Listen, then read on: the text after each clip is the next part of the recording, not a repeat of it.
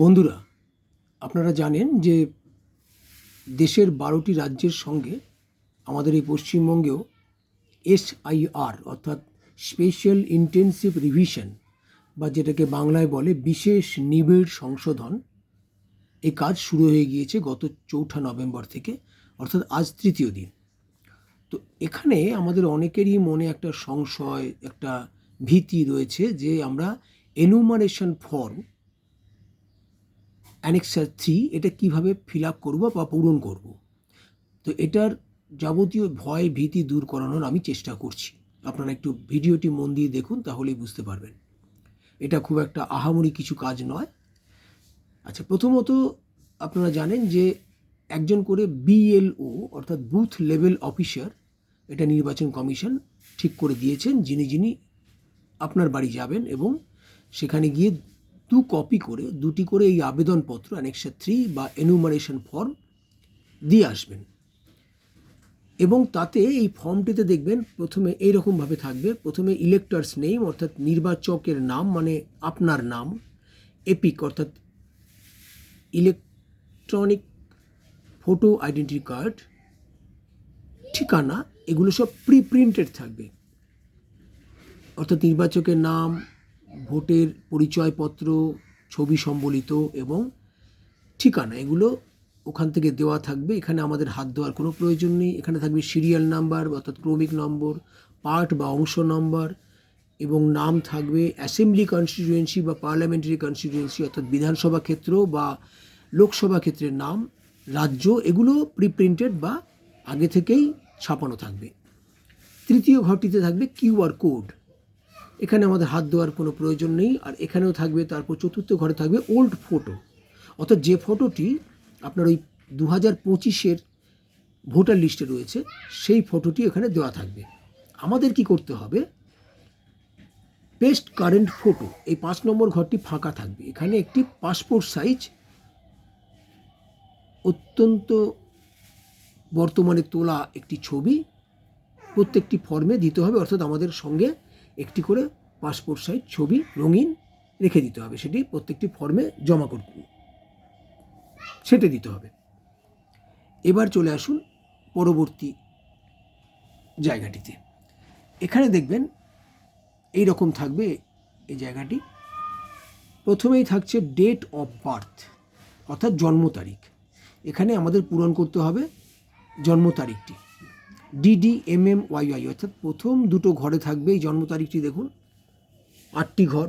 প্রথম দুটো ঘরে দেবেন আপনি জন্মের তারিখ, পরের ঘরে দেবেন, দুটো ঘরে দেবেন মাস, তারপরে 4টে ঘরে দেবেন সাল।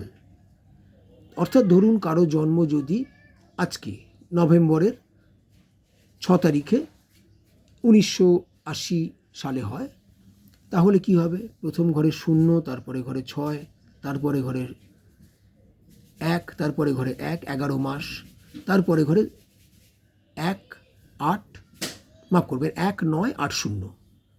এইভাবে প্রথম দুটো ঘরে তারিখ, তারপরে দুটো ঘরে মাস, তারপরে 4টে ঘরে সাল।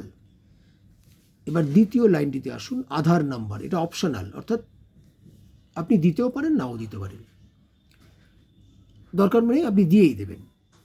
তৃতীয় ঘরটি দেখুন, মোবাইল নম্বর, অর্থাৎ প্রত্যেকের মোবাইল নাম্বার দেবেন। এবং অনেকের হয়তো মোবাইল ব্যবহার করেন না, কিন্তু তাকেও এই মোবাইল নাম্বারটি একটি দিতে হবে। পরিবারের যে কোনো মানুষের মোবাইল নাম্বার দিলে চলবে, কিন্তু অবশ্যই দিতে হবে এবং মোবাইলটি অবশ্যই যেন চালু অবস্থায় থাকে, অর্থাৎ যে কোনো সময় কোনো রকম মেসেজ বা ফোন এলে যেন যোগাযোগ করতে পারা যায়। তারপরে ঘরে দেবে ফাদার বা গার্জিয়ানস নেম। ফাদার্স নেম তো আপনার পিতার নাম হবে। মহিলাদের ক্ষেত্রে স্বামীর নাম কিন্তু চলবে না, তার পিতার নাম দিতে হবে, তিনি বিবাহিতই হন আর অবিবাহিতই হন। এবার বাবা বা অভিভাবকের এপিক নাম্বার, ভোটার কার্ড যে নাম্বারটি আছে সেই নাম্বারটি এখানে দিতে হবে পরের লাইনে। ইফ অ্যাভেলেবল, যদি না থাকে তাহলে না দিলেও চলবে, এটা এখানে ব্র্যাকেটে দেখুন লেখা আছে। এরপর মায়ের নাম দিতে হবে এখানে। তারপরে ঘরে আছে মায়ের এপিক নাম্বার, ইফ অ্যাভেলেবল, অর্থাৎ যদি থাকে দেবেন, না হলে দেবেন না। তারপরে আছে স্পাউস নেম, এটা বিবাহিতদের ক্ষেত্রে প্রযোজ্য, ইফ অ্যাপ্লিকেবল, যার জন্য লেখা আছে। যারা বিবাহিত নন তারা এই ঘরটি পূরণ করবেন না। আর যারা বিবাহিত অর্থাৎ স্বামী বা স্ত্রী, স্ত্রী হলে স্বামীর নাম দেবেন, স্বামী হলে পুরুষ হলে স্ত্রীর নাম দেবেন, মহিলা হলে স্বামীর নাম দেবেন। তারপরের ঘরে আছে spouses epic number, if available, যদি সেটা পাওয়া যায় সেই এপিক নাম্বারটা দিতে হবে আপনাকে। তাহলে এই ওপরের ঘরটা বোঝাতে পারলাম। এরপর চলে আসুন যাদের জন্ম, মাফ করবেন, যাদের নাম 2002-এর ইলেকট্রাল রোলে রয়েছে, অর্থাৎ শেষ যে SIR হয়েছিল তাতে আছে, এখানে তার ডিটেইলস, তার সমস্ত বিবরণীটা থাকবে। এখানে ইলেক্টরস নেম একটু অস্পষ্ট হয়ে গেছে বোধহয়, ইলেক্টরস নেম দেবেন এখানে, অর্থাৎ আপনার নিজের নাম, এপিক নাম্বার, এটাও ইফ অ্যাভেলেবল।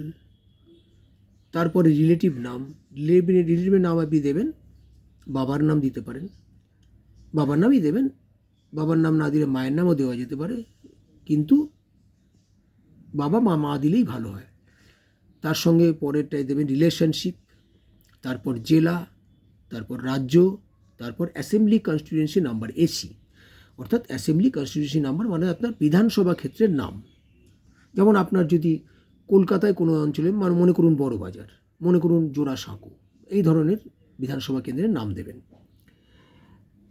এরপর হচ্ছে অ্যাসেম্বলি কনস্টিটিউয়েন্সি নাম্বার, তার যে নাম্বারটি এখন 2002-এ ছিল, তার যে নাম্বারটি সেই নাম্বারটি আপনি দিয়ে দেবেন। অ্যাসেম্বলি কনস্টিটিউয়েন্সি দেখবেন নাম্বার আছে, নাম্বারটা কিন্তু 2025-এর সঙ্গে মিলবে না। 2002-এ অ্যাসেম্বলি কনস্টিটিউয়েন্সি নাম্বারটা অন্য ছিল, বিধানসভা ক্ষেত্রের নাম। এখানে পার্ট নাম্বার ওই সময়কার, অর্থাৎ 2002-এর ভোটার লিস্টটি আপনাকে সঙ্গে রাখতে হবে। তারপর হচ্ছে সিরিয়াল নাম্বার। এই ঘরটি যাদের 2002-এর ভোটার লিস্টে নাম ছিল তাদের এই ঘরটি পূরণ করার কোনো প্রয়োজন নেই, কিন্তু যাদের 2002-এর ভোটার লিস্টে নাম ছিল না তাদের ক্ষেত্রে এই ঘরটি বাদ দিয়ে তখন ডান দিকের ঘরটিতে চলে যাবেন। এখানে কি দেবে, details of the relative whose name is given in the previous column in the last SIR। যার নামটি আপনি ওপরে দিয়েছেন, অর্থাৎ ফাদার্স অর গার্জিয়ানস নেম যেটা দিয়েছেন, তার ডিটেলস আপনাকে দিতে হবে। বোঝা গেল? এখানে কিন্তু ভুল করেও নিজের নামটি লিখতে যাবেন না। এখানে আপনি যদি ওখানে বাবার নাম দিয়ে থাকেন তাহলে এখানে বাবার নাম দেবেন, বাবার নাম দেওয়াটাই ভালো। তার এপিক নাম্বার, এটা কিন্তু ইফ অ্যাভেলেবেল, যদি পাওয়া যায়। রিলেটিভস নেম, অর্থাৎ এটা কিন্তু মনে রাখবেন, এখানে যদি আপনি বাবার নাম দেন, অর্থাৎ এই জায়গাটা যদি বাবার নাম লেখেন, তাহলে তার রিলেটিভের নাম, তার বাবা কিংবা মায়ের নাম। এখানে যে ব্যক্তির নাম আপনি লিখছেন তার বাবা কিংবা মায়ের নাম, তার রিলেশনশিপ, ঠিক আছে। দেওয়ার পর ডিস্ট্রিক্ট অর্থাৎ জেলা, রাজ্য এবং সেই অ্যাসেম্বলি কনস্টিটিউয়েন্সি নাম্বার, মাফ করবেন, নাম। এরপরে চলে আসুন এই বিধানসভা ক্ষেত্রের নাম্বার, তার পার্ট নাম্বার, তার সিরিয়াল নাম্বার, তৎকালীন, অর্থাৎ 2002-তে যেমন ছিল। এরপর আপনি চলে আসবেন, এখানে একটি আপনার সই করার প্রয়োজন আছে, করে আপনি রেখে দেবেন আপনার কাছে। ছবি দিলাম, ফিল আপ করলাম, হয় বাঁ দিক না হয় ডান দিক, এবং এরপরে আপনি এখানে সই করবেন বা আঙুলের টিপ সই দেবেন, অথবা বাড়ির কোনো অ্যাডাল্ট ফ্যামিলি মেম্বার, অর্থাৎ যারা প্রাপ্তবয়স্ক আছেন তাদের যে কোনো একজন সই করে দিতে পারেন সঙ্গে ডেট দিয়ে। পরে এখানে BLOর সিগনেচার, এটা আমাদের কিছু করার নেই।